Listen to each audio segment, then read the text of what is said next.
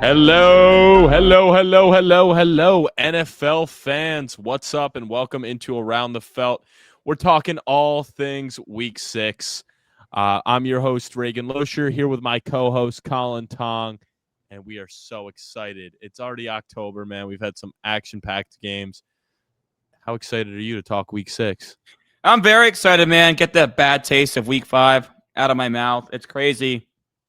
We're almost a third of the way through the regular season already, dude. I mean, it just really does fly by. It feels like the summer takes forever to get to football, and then next thing you know, you're already in Week 6. It's crazy, but we got a really good slate of games, particularly the end of Sunday. Lions Chiefs on Sunday Night Football. Just what a banger, especially after the Chiefs blew that game and lost to Jacksonville. That pick six by Devin Lloyd was unbelievable. That Trevor Lawrence falling down and getting up, 2 rushing touchdowns at plus 6,000. What a crazy play, crazy win for Jacksonville. So, hey, let's see if the Chiefs can rebound. But we got a great slate of games. Excited to dive into everything. Yeah, that was kind of a crazy cash if you had that 60-1 ticket. I saw someone had 250 and won 20 grand on Twitter. I was like, dude, who the fuck even thinks of that? Yeah, I mean, that was not even going to go to him either. He just got stepped on there and fell over, and then he was going to throw that to probably ETN or one of the wide receivers. But hey, I know, worked out. Crazy cash, man. Well, let's start with the news. We recorded just yesterday, so nothing crazy besides Joe Flacco getting traded to the Bengals in a late round pick swap from the Browns. Of course, he got benched last week in favor of Dylan Gabriel.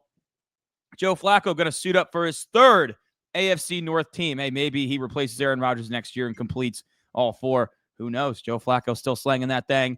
And this is huge if you are a Jamar Chase and T. Higgins fantasy owner, and I'd say Chase Brown as well. I mean, obviously, Jake Browning was really struggling, turning the ball over, couldn't find his guys.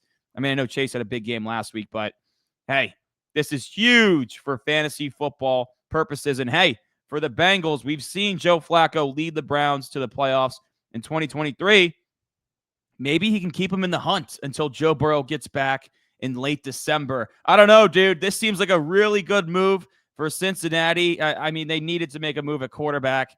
The writing was on the wall there. Your thoughts on Joe Flacco, who you are a big fan of, going to the Bengals?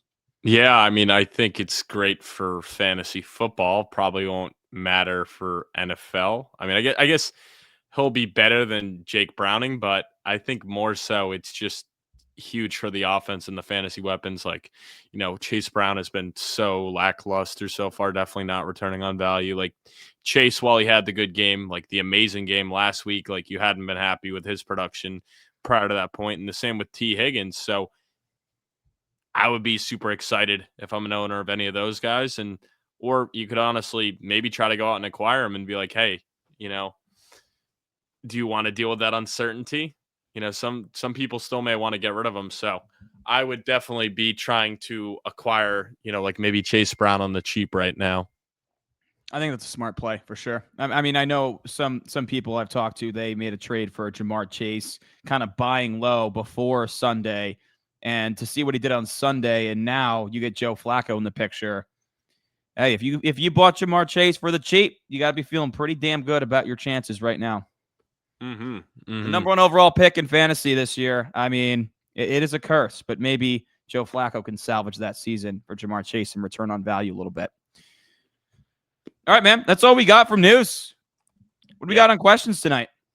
Yeah, so we'll kick it to Caleb right away. Caleb, once again, thank you for always submitting. He wants to go, compare this Jets team to other historically bad ones. Is it possible that the Jets go 0-17 this year? No, it's not going to happen. And, say what you want about Justin Fields. He's actually playing some good ball right now.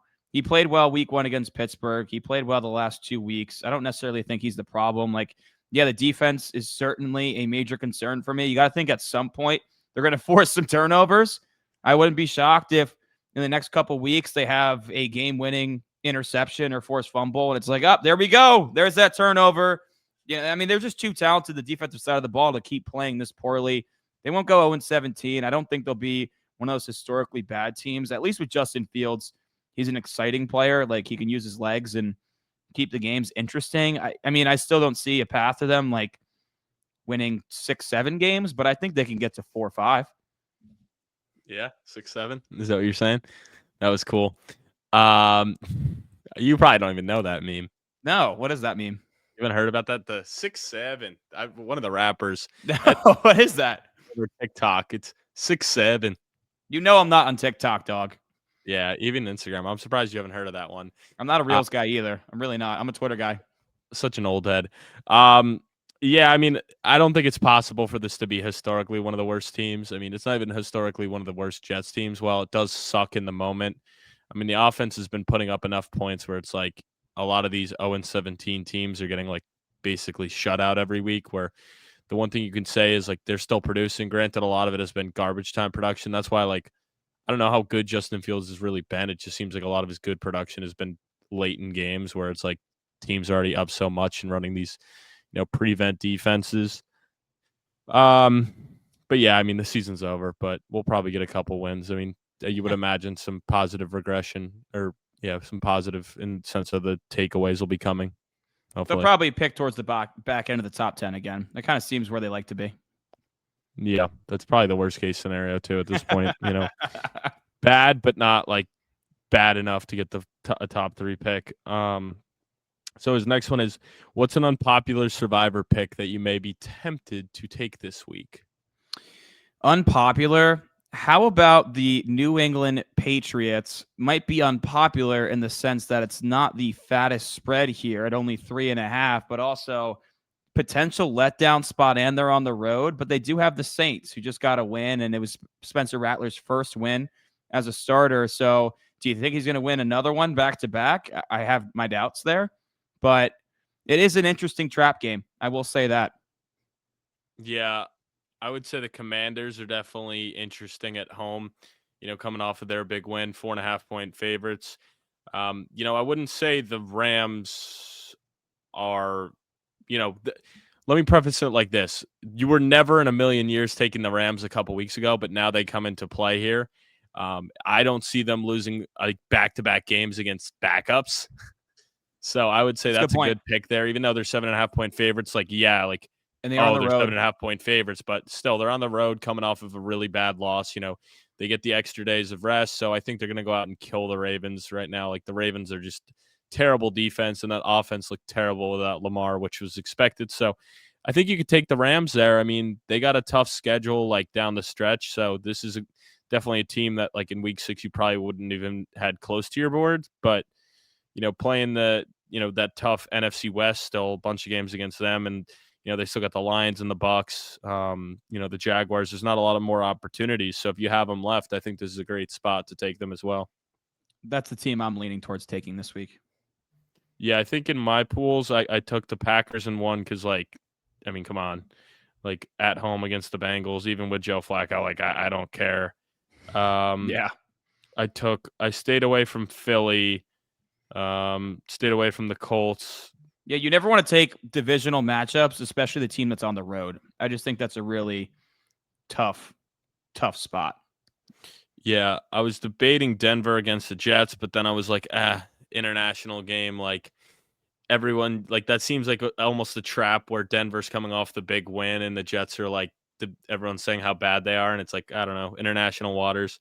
So I believe I have Green Bay and the Rams were my picks. I like those a lot. Safe. And I think very you safe. could take Buffalo too if you still have them, even though they're on the road against Atlanta. I think they're going to come out and kill them on Monday Night Football. A lot of road teams that are favored this week. One I am staying away from that I think's cheeky, but not going to touch is the Raiders. I think I think the Raiders are just as bad as the Titans. So even as 4.5-point favorites, I would not be putting any stock in that terrible Raiders team right now. No, you can't right now. The way Geno's playing, you can't. And with no Bowers, you can't. Oh, actually, I do have the Eagles in one, so because I'm in 3, so I have the Rams, Eagles, and Packers. So, but I did go with the Eagles and the one that I have a secondary buyback in. You don't double dip? Mm-mm. You get a little nervous about double dipping, huh? Yeah, not worth it. I double dipped last week on Detroit, and it paid out. Yeah, I mean, it can pay off, but rather not. Yeah. Don't believe in it. But that wraps up all the questions. Come on, guys, you're slacking. We need more questions out of you. Let's go. Get in the Instagram, hit the link. Let's go. Yeah, I mean, I have some, I guess we could say, like, are there, I guess, any players you're maybe targeting this week to, I guess it's more like the running back position, but are there any you're targeting running backs that you like the matchups to go for over 100 yards this week? Like, Rico Dowdle's got me inspired, baby. After going for 200 against the Dolphins, it's like revenge game. I love the revenge backs game. that could really cook this week and go like 100, 150 that you stick out to you. Man, I think this one's not. I mean, this one's pretty chalky, but Josh Jacobs against Cincinnati, you got to imagine they're going to be rolling there. I think he's only hit 100 yards once this year, but I think this is a good spot for him to get over 100, maybe 150, break off a long one. That one's a little cheeky, though. You know what I mean? I think Kyren Williams is also in play against Baltimore. I mean, you see they just traded Odafe Owe as well, late round pick swap. So, that Baltimore defense, they got a lot of injuries right now. I mean, Matabike being out is really killing the interior of that defensive line. Obviously, they still have Roquan Smith, but that's another spot where if Cooper Rush is that bad again, they can get up big. And I think Kyren Williams is in a good position as well. Yeah, one I like a lot. And I'm going to look right now. I don't know if the odds are out yet. Probably not, maybe. But I like Ashton Genty to have I believe his first 100 rushing yard game. Yeah, that's not even out yet, the line. No, did he go for 100 when he had that 3 touchdown game? Pretty sure he went for like 150. He had that long run on purpose, but I'm almost positive he didn't get over 100 rushing yards in that game. I'm almost positive he did. Oh, he did. I'm sorry, he had 138. But I like Ashton Genty to get over 100 against the Titans, who are allowing 150 rushing yards per game on the ground. So, I think that game will be close. I think it's a pretty good game script in that sense. And then we might as well, are there any props you like for Thursday Night Football, since it's like really the only game that would have lines out at this point? Yeah, well, you know what, man? It's really interesting because Barkley's dealing with the knee, would not have practiced, right? But you got to imagine he's going to play. We saw more of a push towards the passing game for Philadelphia this past week, and the Giants, I mean, they haven't been good against the run either, but their secondary just is not playing well right now. So A.J. Brown has historically done well against the Giants, and I would know because I'm a Giants fan. So I think A.J. Brown has the potential to have a big game there. Mm-hmm. On the Giants side of things, I got to expect a bounce back from Scatterboo, although Tyrone Tracy might be back. So we don't know what the split is going to look like there, although I think Scatterboo is a better player right now. But, he did have that fumble last week. You never know. Tyrone Tracy might cut into that. The receivers for the Giants, I don't know who you touch right now, because Slayton just had that terrible fumble. Maybe he has a bounce back game. Wandell wasn't super involved. Maybe Jackson Dart rushing yet again, especially if they're playing from behind and dropping back. I think with that Philadelphia front, Jackson Dart rushing is always a smart play. Yeah, for me, I mean, some I like right now, like Hurts 200 passing yards, minus 103. Dart is minus 102 at 180. I think both guys get over 200, no problem in this. So plus 168. I mean, if you want to get really cute with it, Dart is plus 650 to have 250 passing yards, which I like. And Hurts is plus 363.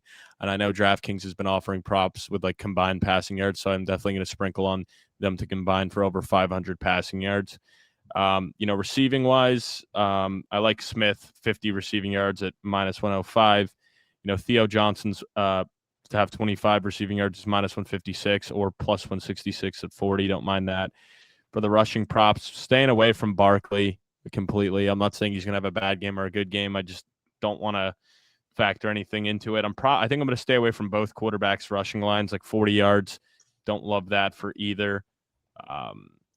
So, yeah, I mean, I kind of like the over in this one, honestly. Like 40.5, I feel like is pretty low. Like, I think that is. The Eagles could totally win this game, like 27-20 or something like that. And it's a 6.5 point spread. So, are you tipping your hand a little bit there? Yeah, I had to do that in my head, but yeah. Yeah, but I think I think the Eagles definitely could put up 30 points on the Giants, and I think the Giants offense is better with Dart, that they can, at least score 2 scores in this game. So all right, well, I mean, while we're on the subject, should we just get into the game here and give our picks and start rolling? Yeah, we might as well. Let's do it, man. So the Philadelphia Eagles at the New York Giants, Thursday night football. As I just mentioned, the Eagles are 6.5-point favorites here. As Reagan mentioned, a total of 40.5. And Reagan, I believe this is our big bet of the week, is it not? It is our big bet of the week. What we're going to be doing this week is we are going to an Oktoberfest on Saturday for my girlfriend's birthday. So Yeah, it's big love bug. going to be yeah, something like that. So it's going to be an all day event, 11 to 6. So we're not sure what the punishment's going to be yet. We were trying to go back and forth. I mean, ChatGPT was giving us some terrible ideas. Yeah, So if you I want to guess laugh, look it up on ChatGPT. Punishments for an Oktoberfest. They're ridiculous. yeah, I guess it's the one good thing with AI and ChatGPT. Like they're not funny. So I guess comedians like you are safe because ChatGPT is just not funny.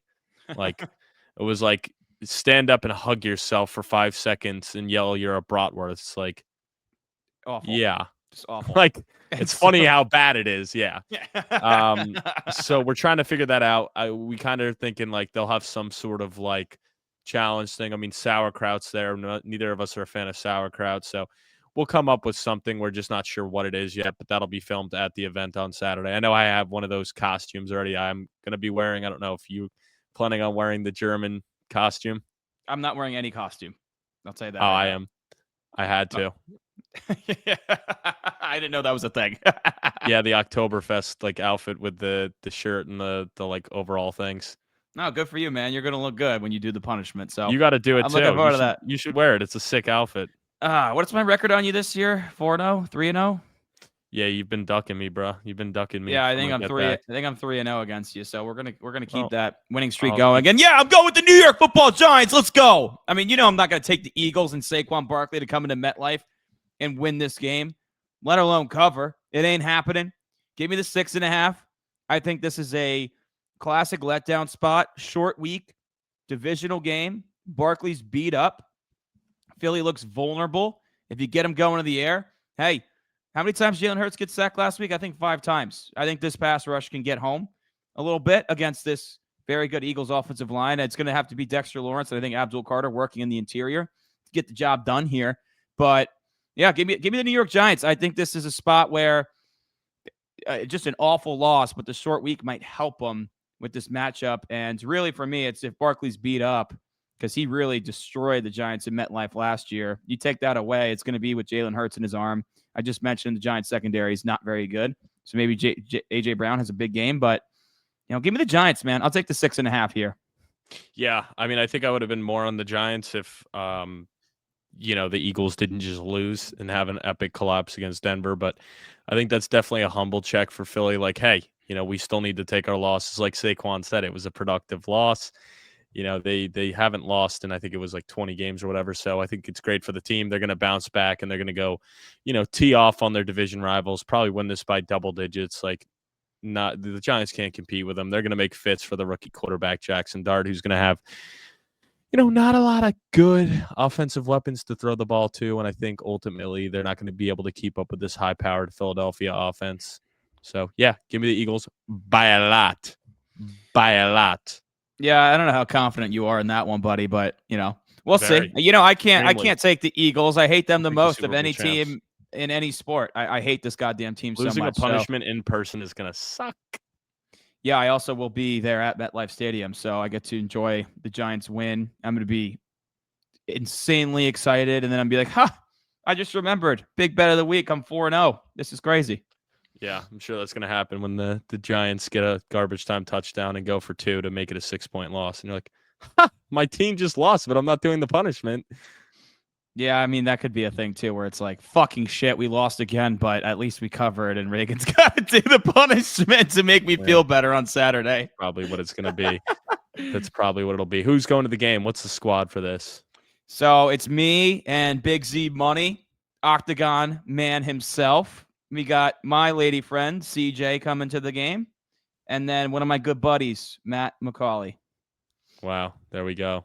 There we Yes. go. And I know Garrett's working a tailgate at that game where LT will be at. Not fake LT. Lance Tong, of course, is coming to the tailgate that Garrett's running. Now, Lawrence, he's doing a tailgate that Lawrence Taylor will be at, so that's pretty cool. Got to That's meet the guy sick. before and get a photo with him. So hopefully Garrett can get a photo just like I have with him. Yeah, maybe he can get us an interview. I don't know. Yeah, I don't. Yeah, LT doesn't exactly strike me as the interview type guy. No, he definitely does not.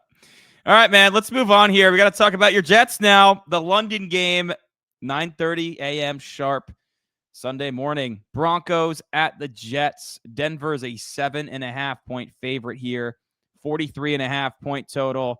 We just talked about your Jets, man. I don't think they're going to be historically bad, but hey, do you think they can get the win here across the pond? At least you think they can cover the 7.5? Yeah, I'm taking them to cover, but I'm taking Denver to win. If it was 6.5 Denver, I would have taken Denver, but I will take the hook. I think this game will come down to about a touchdown. The only thing going into Jets' favor is it's an international game. So, hey, I think that only benefits them with the time change. I mean, because Denver's clicking on all cylinders right now. So could it get that much worse for the Jets? Like, could a jet lagged a cross country Jets team play any worse than they do when they're at home and not jet lagged? So I really think that aspect only really benefits the Jets here, where Denver, is also coming off a major win. So I think it could be a letdown spot in the sense where they're almost looking ahead like, oh, we got the Jets, the 0-5 Jets, and we just beat the Super Bowl champs. So, and I believe Denver, well, I guess Denver has the Giants next week, so you can't even say like, oh, they're looking ahead. But I just think coming off of that big win, I think there could be a little bit of a letdown where this game is closer than some expect. But I think ultimately Denver's a team with the great defense, the better offense, so they'll get it done. I just could see the Jets covering with a backdoor cover. Yeah, I'm sorry, man. I got to go with the Broncos here to win and cover. I know I definitely get your point where it's a potential, and my co-host just left me. That's great. I definitely get your point where it's a potential letdown spot after a big win on the road at Philadelphia. Denver flew straight to London after the game, after dinner at the team hotel, so they'll be fully acclimated to the time change. I just think they're a much, much better team. I think this defense is going to cause a lot of problems for Justin Fields. I think he'll struggle through the air here. It's going to be a big Breece Hall game for me if they're going to stay in this. I'm actually curious. I have Justin Fields in both of my redraft leagues. I also have Justin Herbert in both of those leagues. I'm curious your thoughts. With the way Justin Fields been playing for fantasy football, do you think you can still start him against Denver in this matchup against that defense? Yeah, I mean, he's matchup proof. You're never playing him for his passing ability. I don't think there's any team you're going to sit here that you could say he couldn't break off a big run and save your week. So as long as Justin Fields has two working legs, you're playing him in fantasy. Like, he had that one dud game against Buffalo where he left with a concussion, and then obviously he didn't play against Tampa Bay. But the other three games against Pittsburgh, Dallas, and Pittsburgh, Dallas. yeah, they're all blending in. We just keep losing. Was it Miami? Oh, Miami. Yeah. It's all blending in now. We just always lose, so it's hard to keep track of which teams beat us. He finished as a top 5 fantasy quarterback. I believe he had over 25 in all three. So the rushing ability's there, but like, you expect the Jets to be down in garbage time. So yeah, it's Do you like that better than Herbert against Miami though? Yeah, I do. I mean, I think Fields is a better fantasy quarterback just because of the rushing ability. Like, you don't, he's in that Lamar, Jalen Hurts, Josh Allen for like tier of rushing ability, if not better. Like, what he lacks in passing ability, which he's proven the past couple weeks to pick up for in this garbage time. So, I think if you're expecting Denver, which it sounds like you are, to beat the Jets pretty handedly, that works out well for the Jets because in the third, fourth quarter, like, Justin Fields is going to get a lot of garbage time work like he did against Dallas last week where, hey, he was still great for fantasy even though they lost. Yeah, it's a good point. I'll probably roll with Jay Fields there. All right, man, let's move on. The Browns are at the Pittsburgh Steelers. We got a 38.5-point total in this one. Steelers 3-1 coming off a bye. The Browns 1-4. Rolling with Dylan Gabriel here. 5.5 points here, Reagan. Your thoughts on this game? I will say the Steelers coming off a bye makes you feel pretty good about Pittsburgh in this spot, but and especially when you consider the Browns are coming back from London. I'm actually going with the Browns. Wow. I do think they can get the win here. I think the rookie could get his first win. I think this is actually a pretty evenly matched matchup. So like even if they don't ultimately win, which I think they will, like 5.5 points in a division game where both teams have great defenses, but I don't love either team's offense. I think that plays in the favor of the Browns. I think it'll be a similar game script to what we've seen in most of these Browns games outside of really that Ravens game where low scoring defensive battle, they're in it till the end. And it's just a matter of, hey, can their offense put up enough points to get it done, which last week against Minnesota, unfortunately, like their defense played great the majority of the game, but then at the end, Carson Wentz is able to drive them down and score, or games like, at home against Green Bay where you get it done, but division game, give me the Browns here, man. I really like what I saw from Dylan Gabriel. I've really liked what I've seen from Judkins. So let's see the rookies go out there, roll, and get their first win as a duo. Yeah, I kind of talked myself into going with the Steelers spread. I was going to go with the money line, but I was going to go with Cleveland because it's a divisional matchup. And then I was like, shit. I just talked myself into it with the bye week, with the Browns maybe being a little jet lagged. You know what I mean? Like, I wasn't super impressed with Dylan Gabriel last week. It's always tough playing at Pittsburgh. If this was in Cleveland, I think it'd be a different story. But yeah, I think Aaron Rodgers is going to be ready to roll in this one. I think he can have a good game here. That Browns defense is just not the same on the road, in my opinion. They're definitely elite at home, just not at that same tier. I think Judkins has been an absolute dog. And you know what? He's had some big games against some really good run defenses. So you almost want to think he's almost matchup proof at this point. So I'm still definitely starting Quinshon Judkins, no doubt about it. I just don't think the Browns are going to be able to do enough through the air to stay in this one. I think, DK Metcalf against Denzel Ward will be a fun matchup to watch. I just think ultimately I'm going to go with the veteran quarterback and Aaron Rodgers against a rookie who's in his second start, particularly with that rookie being on the road instead of a neutral site. So give me Pittsburgh Steelers to win and cover in this one. Fair enough. All right, man. Next, we got the Chargers at the Miami Dolphins. Miami coming off oh, man. I don't know if Mike McDaniel is going to survive. I don't know. I say this every week. I don't know how much longer this guy has. I could see something happen mid-season here. Dolphins 4.5-point dogs at home with a 42.5 win total. LA's 3-2. Miami 1-4. Do you believe in Tua, Waddle, and Achane to keep him in this game and maybe pull off the upset at home? No. This team's so defeated, bro. No. And the Chargers, while they have lost their past two, I think this is a perfect get-right spot game on the road here. I think Herbert bounces back. I think this offense bounces back. Even without, Hampton and Harris, whatever the running back duo is, the good thing is we just saw freaking Rico Dowdle go for 200 and some yards on this Dolphins defense. So I think whoever they put back there will be able to run the ball enough to establish that aspect of it. But I think Herbert's going to really dice up this defense, and I think this is a good get-right spot for the Chargers defense, who just allowed 27 points to the Commanders offense. So give me the Chargers here. They roll. Dolphins fall to 1-5, and Daniels' seat just keeps getting hotter and hotter and hotter. I agree 100%. My only concern in this one is that Chargers offensive line has been, obviously they're really beat up, right? So it's not like they're a bad unit. You're without two all-pro caliber tackles.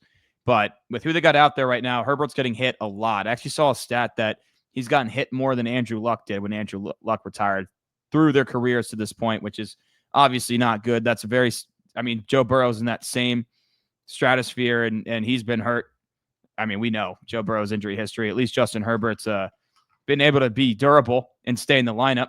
So my only concern is this Dolphins pass rush of Bradley Chubb, Chop Robinson, and Jalen Phillips potentially causing some issues. But yeah, as you mentioned, Rico Dowdle behind a Carolina offensive line without Robert Hunt that is not necessarily that dominant, went for over 200 yards. So I think they'll be able to run the ball effectively enough. And then when you consider how bad Miami's secondary is and the way that Herbert's been dicing up with Quentin Johnson, Keenan Allen, and even Ladd McConkey got in the end zone finally last week, still only 35 yards, but we'll see if he can do this week. I think it's going to be too much through the air. I think the Chargers can hang potentially 30 points on this Miami defense. And to your point as well, I don't see them losing 3 games in a row. The Washington loss is not a bad one. That's a good team with Jaden Daniels back in the lineup. The Giants loss, you could say, is certainly a bad one. So I don't see him having another bad loss. I think the Chargers roll here. And, it could be bad for Miami. I think the saving grace here is going to be playing from behind for Miami. So if you're a Waddle and HN fantasy holder, they should have a lot of receptions in this game. Yeah, I would. I mean, I am impressed with what I've seen from Waddle. Like, since once Hill went down, and then last week with his first official game without Hill, for the full game looked great, and Achane I think will just get more and more involved as a pass catcher. So, I'd be curious too to see if they can get Ollie Gordon going a little bit more, and maybe do some packages with both of them, or even throwing Achane out in the slot. But I'd love to see him get some more touches. Yeah, it is interesting because Waddle was so good as a rookie, then Tyreek Hill came to the picture. And then even when Tyreek Hill missed some time, Waddle wasn't necessarily living up to what he was. But hey, he looks like he is now. So yeah, it is crazy. To think he was drafted 6th overall, like I kind of feel like he's a bust for where he was drafted. Yeah, if you take a guy 6th overall receiver, like you're expecting all pro caliber. And he hasn't been close to that. He's shown certainly that he can be there, but I mean, more so as a rookie, right? It's been a little bit since we've seen him really be a dominant force. So we'll see, man. All right, moving on here. The Pats at 3-2 are at the 1-4 New Orleans Saints, coming off Spencer Rattler's first win. New England is a 3.5-point favorite on the road, a 45.5-point total here. Hey, this is a pretty sneaky spot. We talked about it earlier for Survivor. Like, is this a letdown spot for New England after going on the road and beating Buffalo, a big divisional opponent? The Saints, can they win 2 in a row? I mean, I don't know. It seems unlikely given the state of that roster, but we'll see. What are your thoughts? Yeah, mine are, the fact that I'm going with the Saints. And the fact is that I think this is a classic letdown spot for the Patriots where everybody's going to be like, oh, they're going against the Saints. They suck.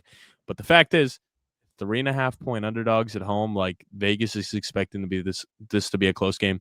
The Saints play way better at home. It's been pretty evident in all their games this year that it's been 1-score games at home and blowouts on the road. So I think, Rattler has been taking care of the football, has been playing smart. So I think, between him, Olave, some of those offensive weapons they have, getting Taysom Hill back, like, well, he wasn't efficient at all and didn't look great. Like, he still makes defenses think. Like, when he comes in, you got to fucking lock in on number 7. So I am going to go with the Saints here. I think a lot of people are going to go with the Patriots here. I think it is a very, very much so a trap pick where they're going to lose this and everyone's going to be like, what? Like, and that's just going to be the definition of any given Sunday is what's going to happen this Sunday when the Saints beat the Patriots, the Patriots beat the Bills, and the NFL is a league that just doesn't make sense.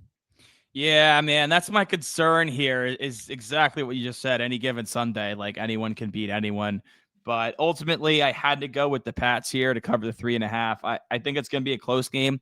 I wouldn't be surprised if it's a 4-point win. Like, that's how close I think this game's going to be. But ultimately, Drake May, Spencer Rattler, I got to go with Drake May. I just think he's really blossoming into what he was supposed to be. I think this Pats team is better coached right now with Mike Vrabel. I think their defense is playing really well right now. I don't think the Saints are going to have the benefit of winning the turnover battle 5-0 to get a win like they did last week. Drake May's shown that he takes care of the football. Now, maybe they do. If the Patriots keep playing fucking Ramondre Stevenson, maybe they do win the turnover battle 5-0. But I'm expected to see a little bit more Henderson in this game. I still think Stevenson will get more carries because I don't know, man. Vrabel has a crush on him. I don't know what's going on, but I think it's going to take New Orleans winning the turnover battle by a few. I think the Stevenson thing is the fact that he's making a lot of money. So they're like, if we're paying the guy, we might as well run him into the dirt and save Henderson's tires a little bit. I think we'll see more and more Henderson as the season progresses. That's kind of always what I thought. If this team does have playoff aspirations, like work the rookie in slowly, like he's going to be a part of your long-term plans for a while, hopefully, where Stevenson, I'm almost positive they're paying him over $10 million a year. Like, he's got a pretty fat contract. So you might as well run him into the ground because nobody's trading for that dude. Let me look up that contract right now because I know he's making. I thought it was 3 years, 24, but I could be wrong there. 4 for 36, so he's making $9 million a year, which for a running back is pretty fat. He's on the roster till 2028. So yuck, that's awful. It's awful. So I think get him out of here. I guess their long-term plan is for it to be a 1-2 punch because it's going to be tough to get out of that contract. Yeah, get that fucker out of here. All right, man, let's move on. The Rams at the Baltimore Ravens. LA is a 7.5-point favorite here against Cooper Rush and the Baltimore Ravens, who just got the brakes blown off of them. 44.5-point total here. Rams sitting 3-2. Of course, Baltimore 1-4. Really backs against the wall here. If you're Baltimore, it's an uphill battle, get a win here, but it would be huge because then you got a bye week and Lamar Jackson's back. Schedule should lighten up a bit. Maybe they can go on a run and get back in the thick of things in the AFC playoff picture. But I don't know, man. It's going to be a tough one here. I'm sure you're going with the Rams against the backup quarterback. Yeah, I am Cooper going Rush. with the Rams. It's kind of hard to not pick them due to the fact of how bad that Ravens offense looked last week, how bad that Ravens defense looked last week. They looked like a terrible team. And, it's crazy that how big of an impact Lamar could have. I mean, but even then, even with Lamar not playing, I mean, your defense allowed 40 points to one of the worst offenses through 4 weeks in the league in the Houston Texans. So not ideal. In the Rams, I just think, they're coming off the bad, embarrassing loss on Thursday Night Football where you lose to the 49ers and Christian McCaffrey, basically. Like, you lost to all backups. The wide receiver core was in shambles, backup tight ends, backup wide receivers, backup quarterbacks. So, embarrassing loss, but I think coming off a 10 days rest, they're going to go into Baltimore and kick the shit out of the Ravens. And let me ask you this. I mean, at 1-5, can the Ravens still, probably make the playoffs, right? But, is there any team that needs a win more than the Ravens this week? Dude, I think the Ravens absolutely need a win the most. When you consider the other teams that are down there, you're not thinking the Jets are going to make the playoffs. Miami, New Orleans, Cleveland, the other New York team, the Giants, Tennessee, Las Vegas. None of those teams are going to make the playoffs. Let's be honest with ourselves. The only team that could dig themselves out of this hole is Baltimore. You just wish they got a lighter matchup here, and it's not the Rams coming off a loss, who have been one of the best teams in football since, about midway through last season, right? So, yeah, they certainly are the team that needs to win the most, but unfortunately, I don't even think they cover the 7.5 here. Yeah, I don't care about the hook at all. Another team I could say, too, that could really need a win this week if you want to play devil's advocate, Cardinals. I mean, started out 2-0, now have lost 3 straight. This division's slipping away from them quickly, and they have a tough stretch coming up against the Colts, Packers, Cowboys, Seahawks, Cardinals, Jaguars, Bucks, Rams, Texans, Falcons, Bengals, Rams. So they got a tough schedule. This team needs to start winning some games before their season is lost and Gannon's fired. Yeah, I mean, that's another good one as well. But, yeah, I'm going to go with the Rams to get it done here. I mean, look, Cooper Rush gives me no confidence, man. And I don't know if Derrick Henry is going to be able to get it done on the ground. This Rams front is no joke. Probably not. McCaffrey struggled last week on the ground. I mean, he got it done through the air, right? Derrick Henry's not going to be that guy. So I do have my concerns about Henry again this week, especially if they're playing from behind, because that defense has been so bad and they are beat up. It doesn't even matter how good this run defense is. Teams are going to know. Teams are just going to stack the box. You don't even need that good of a run defense. So I'm still playing Henry in my leagues because you have to, where you drafted him. I don't think you're benching him, especially because it's Derrick Henry and all he needs is one run. And it's all right, there's your week. You're in a great spot. But I think it's going to be similar, a lot of bottled up, and you're really banking on the score of the touchdown. To me, he's more of a flex play, but I don't think there's a world where you have the luxury to bench him. I don't think there's many teams where you have better options. If you're assuming you're in 12-man league. So yeah, if you're in an 8-man league or in 10-man league, you may have that option, but if you're in a normal 12-man league, you don't have that luxury, especially with the bye weeks. Yeah, maybe you do in Dynasty if you've really built up a great running back Dynasty, room, yeah. Maybe in Dynasty if you have a team that loaded at the running back position. But, yeah, I mean, how do you not play Derrick Henry? He's one of the greatest backs of all time. You got to play the guy. All right, man, let's move on here to the team you just spoke about, the Arizona Cardinals, on the road at 2-3 at the 4-1 Indianapolis Colts. Kind of the surprise team of the season thus far. Colts are 6.5-point favorites. High total here, 47.5. I got to say, man, I think the Colts have had a pretty cupcake schedule to start the season, but there's no doubt they're blowing teams out, and that is for sure. And their one loss was a close one. So, they're playing good ball right now, and Jonathan Taylor's been an absolute animal. I would love to put him in Big Dogs parlay, but I can't justify putting a -250 favorite to score a touchdown in the parlay, man. But I know you have your doubts about this Arizona team. Do you think this is a spot where they can get back in the thick of things and get a win and upset the Colts on the road? I don't. I mean, right now, the Colts are playing some of the best football in the NFL right now, and the Cardinals are playing some of the worst football in the NFL right now. So, there's Cardinals banged up right now. Colts very healthy. Getting it done in the through the air, on the ground. I mean, Daniel Jones looks like not only a good quarterback, but like a top 10 quarterback through 5 games right now. Like, he's on a fast track to win that comeback player of the year award. His quarterback ratings through the roof, his completion percentage through the roof. And then Jonathan Taylor is just back in his prime. He looks like a beast. I mean, leading the league in carries, yards, rushing touchdowns. I mean, just an absolute workhorse right now. I would never tell you to not draft this guy in fantasy football. I mean, what a beast, what a stud. So I think he easily goes over 100 yards again in this game, and I think the Colts could win this one by double digits. But Gannon's seat is going to be heating up soon if they continue to drop some of these games. Yeah, I'm going to take the Colts to win. I'm actually going to take the Cardinals to cover the 6.5. I know vibes are not high in Arizona right now. Gannon had to apologize to the team for tearing apart Amari DiMercato, which honestly, I think that's soft. I think DiMercato deserved to be chewed out. I mean, shit, I've been chewed out like that before. And yeah, I probably deserved it. Like, you got to have some accountability. That's a stupid bonehead mistake that a goddamn Pee Wee football player would make. Well, Right? not only that, he got fined $100,000 by the team. Gannon? Yeah, you didn't see that? What? I didn't see that. The team fined him $100,000 for ripping into DiMercato? Yeah. On the sideline like that? Yep. Fined him $100,000. I mean, I didn't see the entire video. I just saw like the first 5 seconds. Did he like get physical with them or something? Yeah, he did get a little physical with them, but nothing I feel like that would warrant that. I don't know. I just think that's what soft, he did, dude. That's soft. Yeah, I think it's soft, honestly, from what he did with doing that. And like, it just happens so often. It's like, how do these players allow it to happen? And also, it was so game changing. And I mean, granted, there were some really dumb mistakes on that Cardinals game in general, like the interception, the fumble. Like, I don't know. I just think it's soft, though. Yeah, what happened to the game I love, dude? That's soft as shit.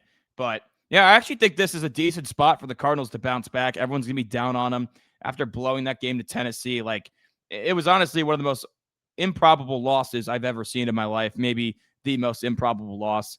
But yeah, like I said, I think the Colts have had a cupcake schedule. I think the Cardinals offense can keep them in this thing. I'm not a huge Kyler Murray guy, but he's kind of due for a really good game. He hasn't had one yet this season. I think Marv can do some things against the secondary. Maybe Trey McBride becomes the guy that we saw last year. Would love to see that. I know Michael Carter is not anything special, but he had a pretty damn good game last week, and I'm still not super scared of this Colts defense. So give me the Cardinals to cover the spread here. I don't know. I think it's an unpopular pick. I think the public's going to be all over the Colts, so kind of just playing that card. Fair. Yeah, no, fair. I can't put, there's too many where I want to play that card, so I can't keep playing it every time because it never works out that way. I know. All right, man. The Seahawks are at the Jacksonville Jaguars.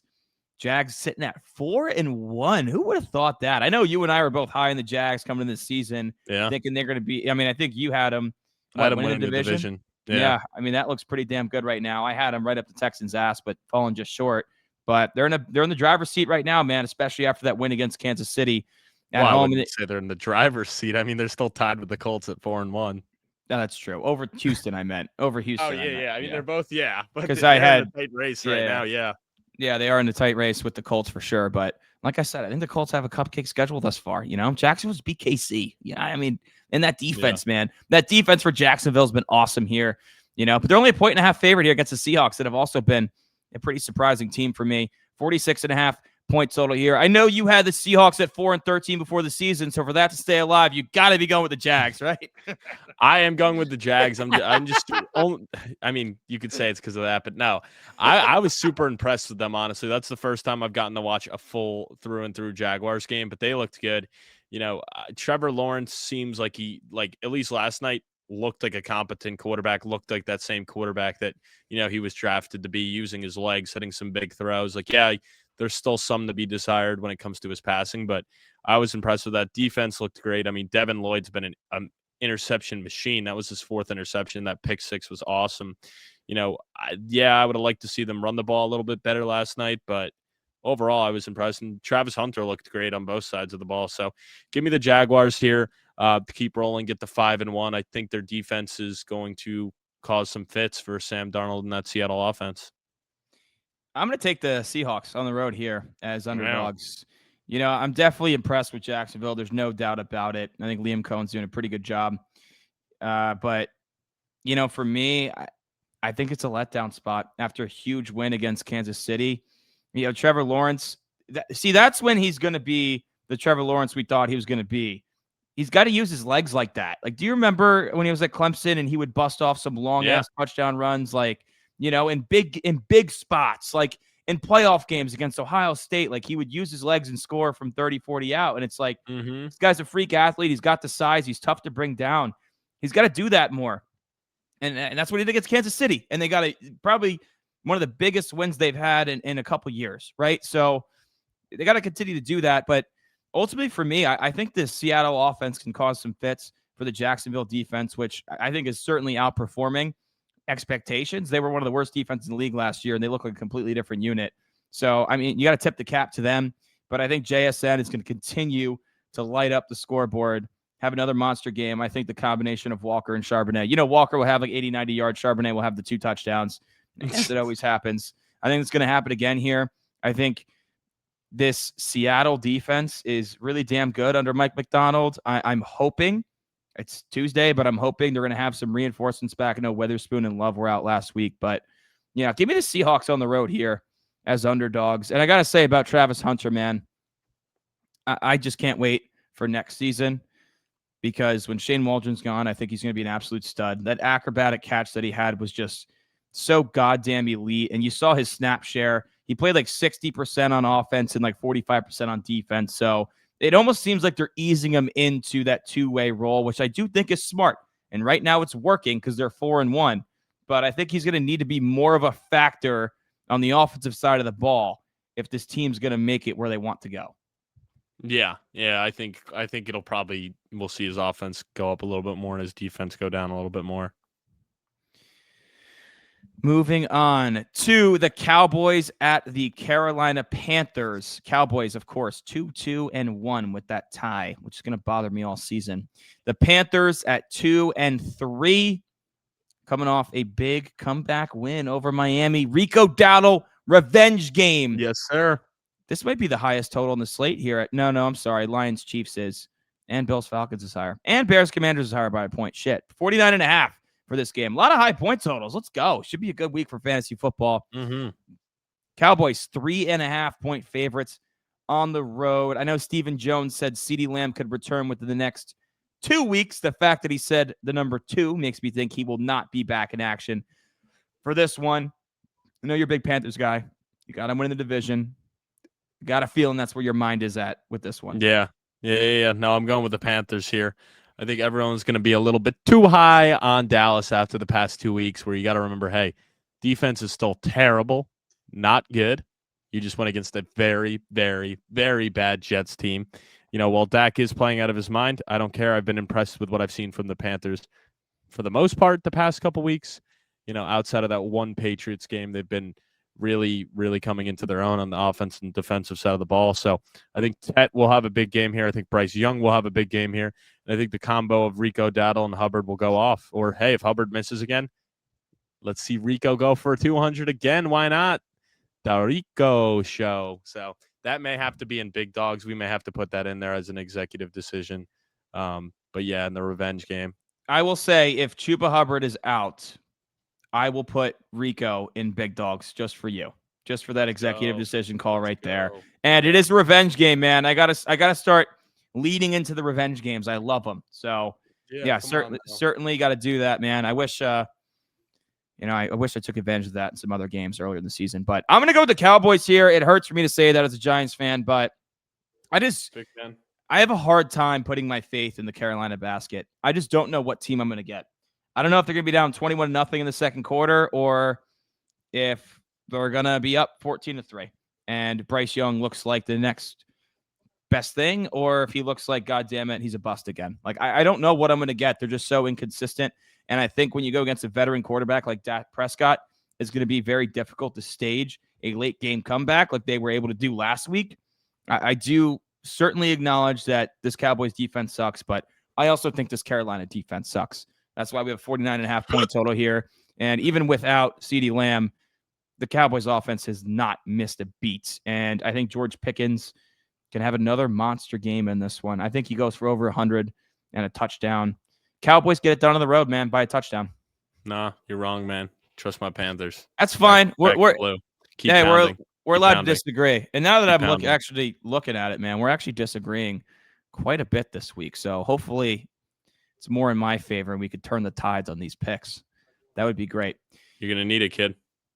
Oh, hey, I'm 2-0 against you on season long spread picks. So I don't plan on losing that O, right? It's a long season. It's only week 6. We'll get back. All right, next, the Titans at the Raiders. 2 1-4 teams squaring up. I don't know how many people in the 4 o'clock slate are going to be watching this one. Probably only when it comes in on Red Zone, but, certainly better games on the docket here. But, hey, Raiders, 4.5 point favorites. Seems like a lot when you consider the amount of turnovers Geno Smith has had and how bad this team has looked. But, it took heroic efforts from the Titans and just some stupid, dumb mistakes from Arizona for them to get their first win under Cam Ward. I'm not going to lie, man. This is a really ugly game, a tough one to pick. But what are your thoughts? I agree. It's a really ugly game. So I'll take the points in a very ugly game. Like, why not? If I can get 4.5 in this ugly game that I think is a toss-up to me, I view this as a coin flip. Both teams have terrible defenses. Both offenses have looked terrible. I'll take the points. So give me the Titans at 4.5. At the very least, I think Geno's cooked. Cam Ward's going to start to come into his own. So this could be the Cam Ward breakout game. That might be in one of my props is, because what's his career high right now? Not only 2 passing touchdowns at this point, but yeah, he is actually against the Cardinals last week. 265 was his career high, but maybe that'll be one of my props this week. Cam Ward, 2 passing touchdowns.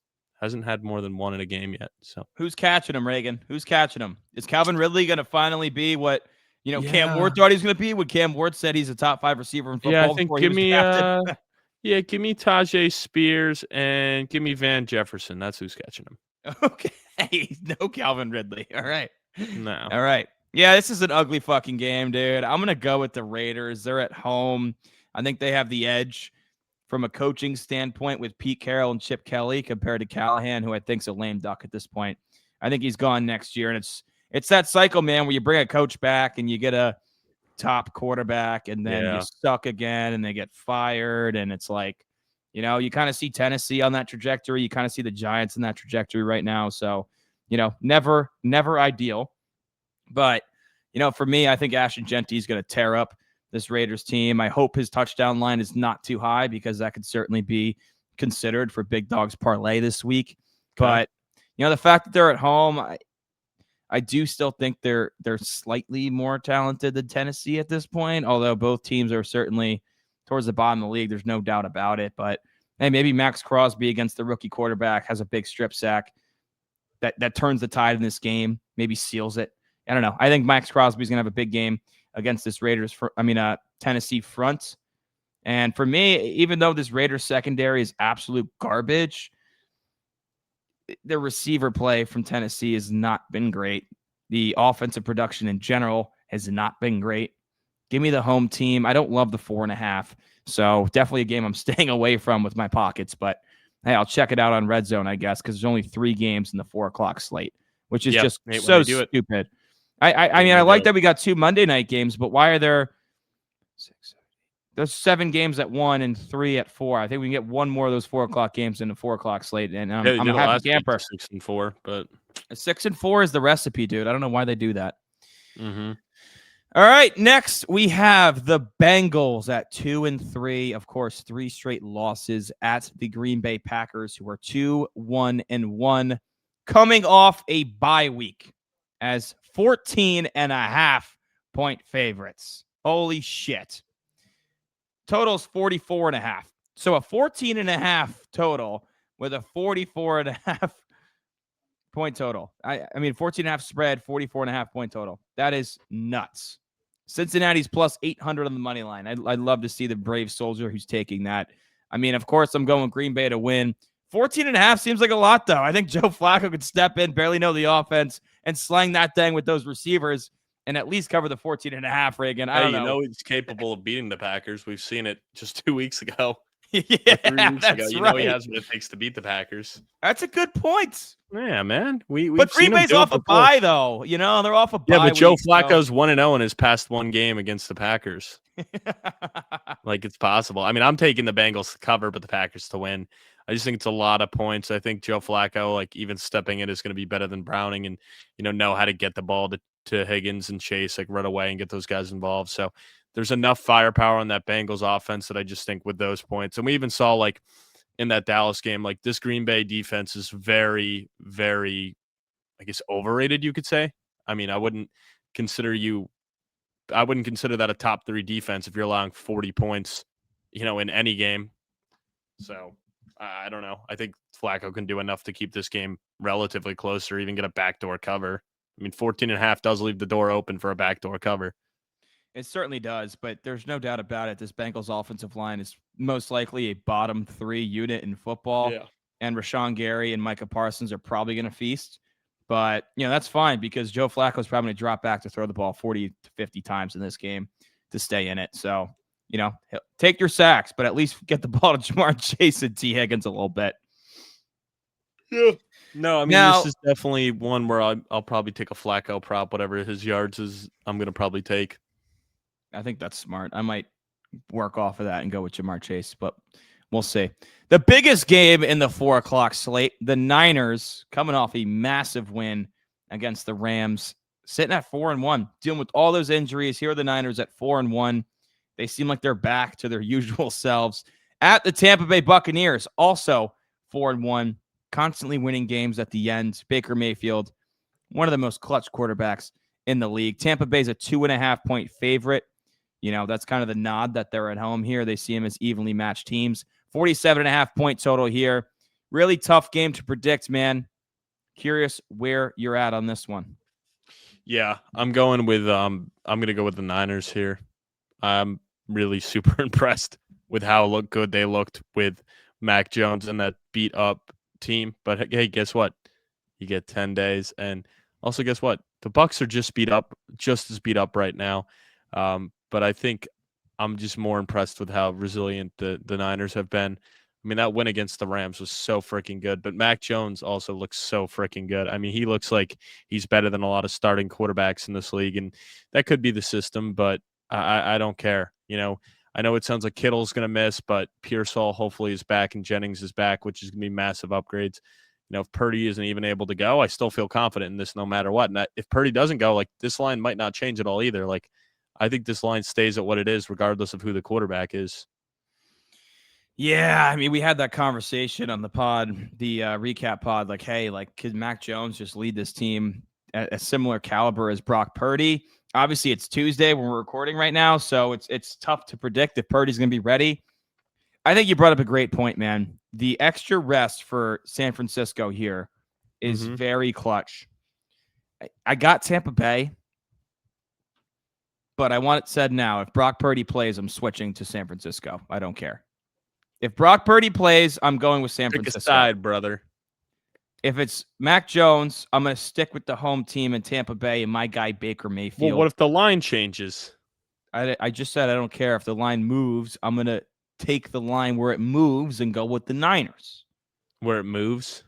Yeah, so I'm not taking 2.5 because the line... Well, that's the thing, right? Because if Purdy plays, what if this becomes a pick 'em? No, right? I'll still give you 2.5. Because that's just going to hurt me, honestly, right? So, I don't know, dude. It's hard to tell on a Tuesday. If they got their starting quarterback. You have to make a pick. None of this bullshit. It's one game. We're recording on a Tuesday. All right, fine. Fuck it. I'll stick with Tampa Bay and my guy Baker Mayfield. Yeah, come on. He's my dog. They're at home. They're finding ways to win.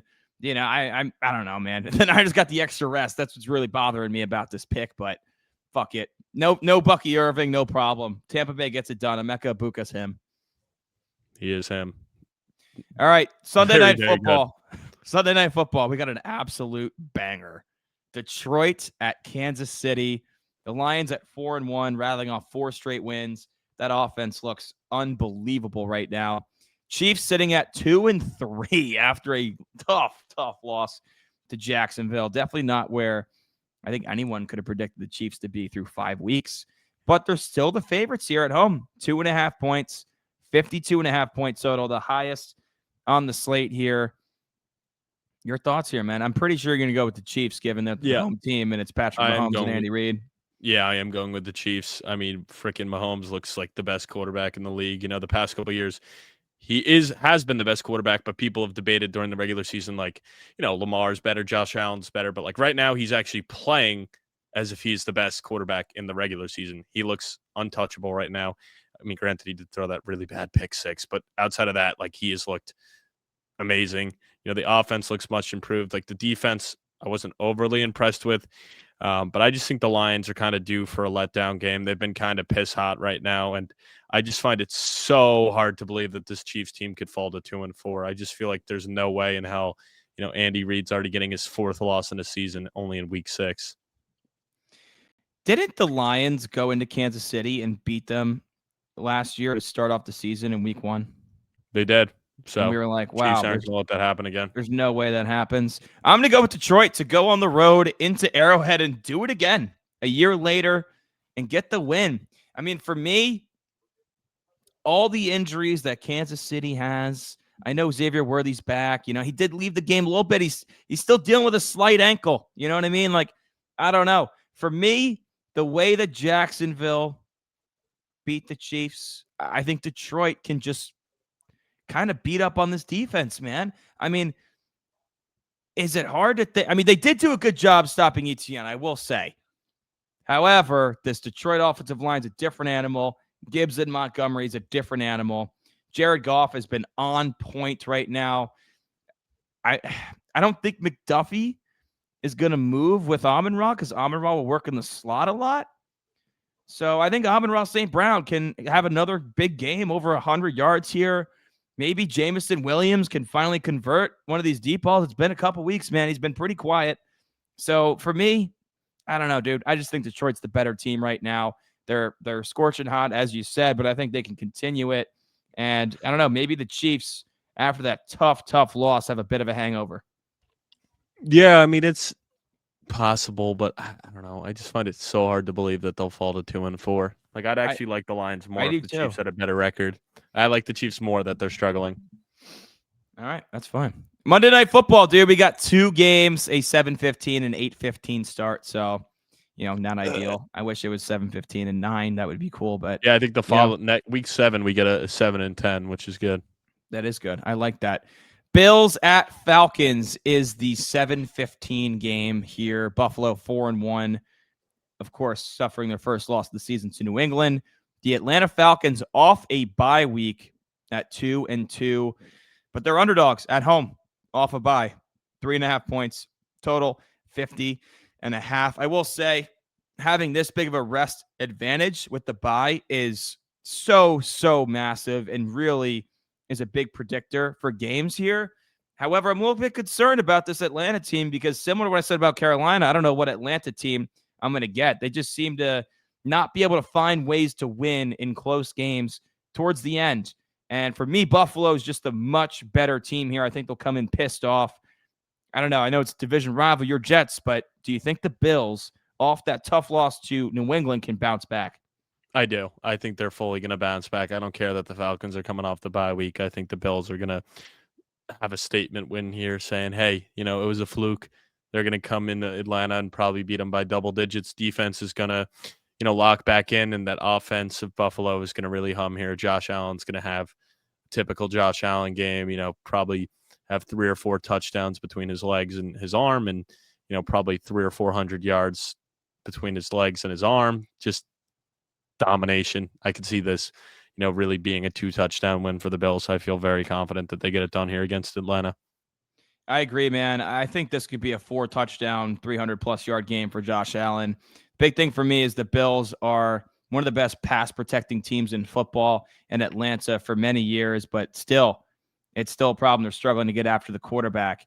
And I think Josh Allen didn't have his best game against the New England divisional matchup, but, playing indoors here, I think Josh Allen can really, really have a massive game. I definitely expect James Cook to have a bounce back as well after his worst game of the season. They got to get him more involved in the receiving game, in my opinion. I think they're at their best when he's, not just running for 100 yards, but also taking some screen passes. They usually get some big chunk plays off of that. I also think Michael Penix is a wild card.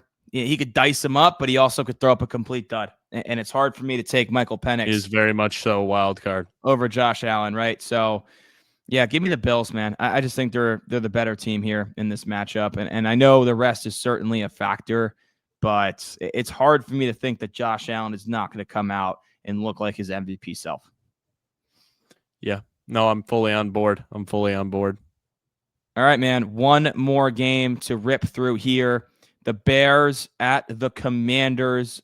Chicago also off a bye, 2-2. The Commanders at 3-2. It's a matchup of the number 1 and number 2 overall picks in the 2024 NFL Draft. Caleb Williams, Jaden Daniels. It looked like last year, Jaden Daniels should be the number 1 overall pick. Caleb Williams has played pretty damn good this season, though. I still think Jaden Daniels should be picked over him, but there's no doubt Caleb Williams under Ben Johnson looks like he's starting to come into his own here. Washington, 4.5-point favorites, a 50.5 point total here. Reagan, you rolling with Jaden or Caleb? I'm rolling with Jaden here. As long as he's playing, I'm not going to fade him much going forward. He's just so good. He's going to get it done here. I think this is going to be a game where he wants to prove something. Last year's game was so low scoring, came down to the crazy Hail Mary. So I'm excited to watch that replay like 7 or 8 times on the broadcast because they're going to be playing that non-freaking stop. But yeah, I think this is going to actually be a high-scoring one where last year it was very low-scoring. I think it was 15-12. It was 15-12, but it was like 12-9 at that point in the game. So yeah, I do think this one's, more fireworks. So I'm excited for, just the wheel and that kind of stuff in this, but, yeah. And I'm excited to see what Bill can do, and hopefully he can get it done more on the ground, especially against this Bears team that doesn't have a great run defense. So, and hopefully Terry's back. I don't know if they've, it's early in the week, but if Terry plays, that's going to be a big plus for this Commanders offense as well. Yeah, I got the Commanders to win this one at home. I mean, I kind of in the same boat as you where it's tough to fade Jaden Daniels at this point. I do think the Bears have enough firepower to cover the 4.5, though. So I will take that side in terms of the spread. Particularly coming off a bye, I think Ben Johnson is going to have a really good game plan where they're going to be able to score some points on this defense. However, I think this Bears defense is garbage. I think Bill, as you mentioned, could have a good day. Hopefully he gets at least 60% of the snaps. I would like to see that as a Bill fantasy holder. But yeah, Jaden Daniels should light this team up. I mean, of course, no Jalen Johnson for the Bears, and they're very badly missing him on the back end of that defense. If Terry's back, I feel way more confident in the Commanders to get it done. And perhaps I'm not as confident in the Bears plus 4.5. But with the way Debo's been playing, dude, you gotta like the Commanders' chance to get a win here at home. And, it does help that this game's on Monday night. They have an extra day of rest. It's, for the Bears, it's like, all right, you're already coming off a bye. Like, what is that one more day of rest, right? But for the Commanders, not coming off a bye, that extra day could be very meaningful. So give me the Commanders, get the win. But I believe in Ben Johnson, Caleb Williams, and that passing game with Romo Dunes to keep him in it and cover the 4.5. Interesting. So you're expecting it to be a very close game. Yeah, and high scoring. I think 30-27 is certainly in play.